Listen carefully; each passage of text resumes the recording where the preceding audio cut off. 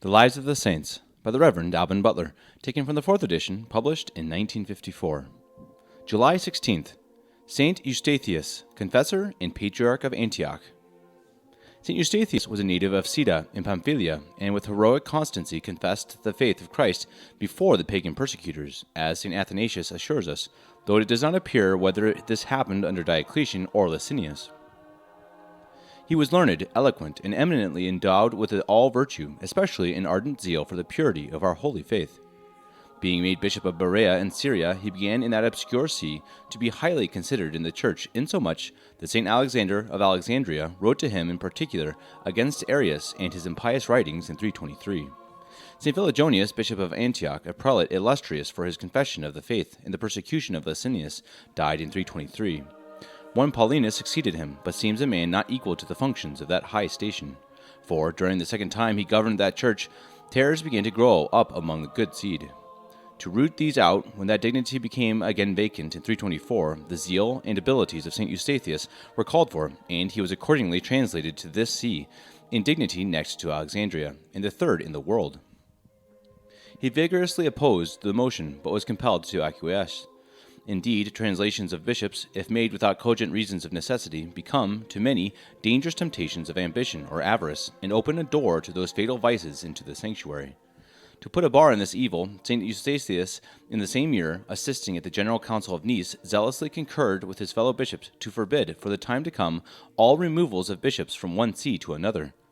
The new patriarch distinguished himself in that venerable assembly by his zeal against Arianism. Soon after his return to Antioch, he held a council there to unite his church, which he found divided by factions.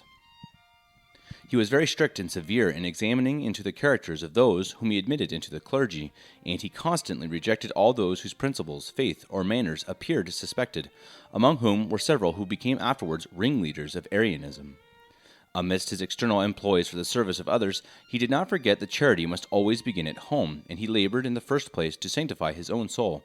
But, after watering his own garden, he did not confine the stream there, but let it flow abroad to enrich the neighboring soil, and to dispense plenty and fruitfulness all around. He sent into other dioceses that were subject to his patriarchate men capable of instructing and encouraging the faithful. Eustathius, Archbishop of Caesarea in Palestine, which church was in some measure subject to Antioch, favored the new heresy in such a manner as to alarm the zeal of our saint. This raised a violent storm against him. Eusebius of Nicomedia laid a deep plot with the Arian friends to remove St. Eustathius from Antioch, who had attacked Eusebius of Caesarea and accused him of altering the Nicene Creed.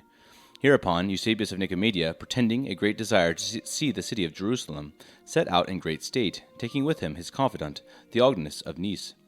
At Jerusalem they met Eusebius of Caesarea, Petrophilus of Cythropolis, Aetia of Lydda, Theodotus of Laodicea, and several others, all of the Arian faction, who returned with them to Antioch. There they assembled together, as in a synod in 331, and a debauched woman, whom the Arians had suborned, coming in, showed a child which she suckled at her breast, and declared that she had it by Eustathius. The saint protested his innocence, and alleged that the apostle forbids a priest to be condemned unless convicted by 2 or more witnesses. This woman, before her death after a long illness, called in a great number of the clergy and publicly declared to them the innocence of the holy bishop, and confessed that the Arians had given her money for this action, pretending that no perjury was implied in her oath, upon the frivolous and foolish plea that she had the child by a brazier of the city, called Eustathius.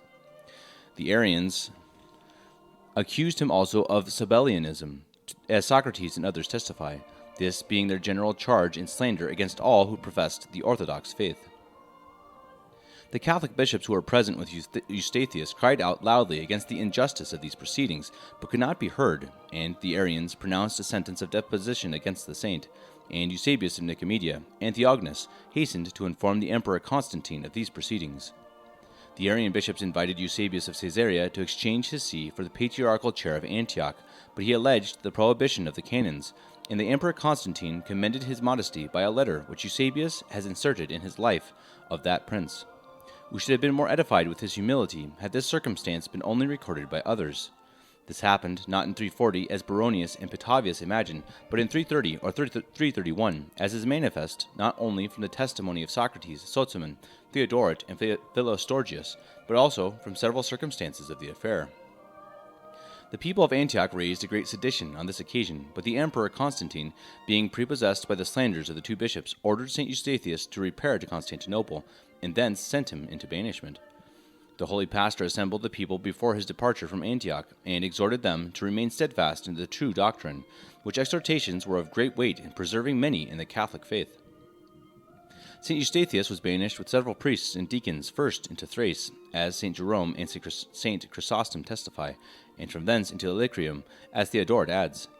Socrates and Sozomen confound him with a priest of Constantinople of the same name, when they tell us he was recalled by Jovian and survived till the year 370, for St. Eustathius died 30 years before St. Melitius was advanced to the see of Antioch in 360, as Theodoret testifies.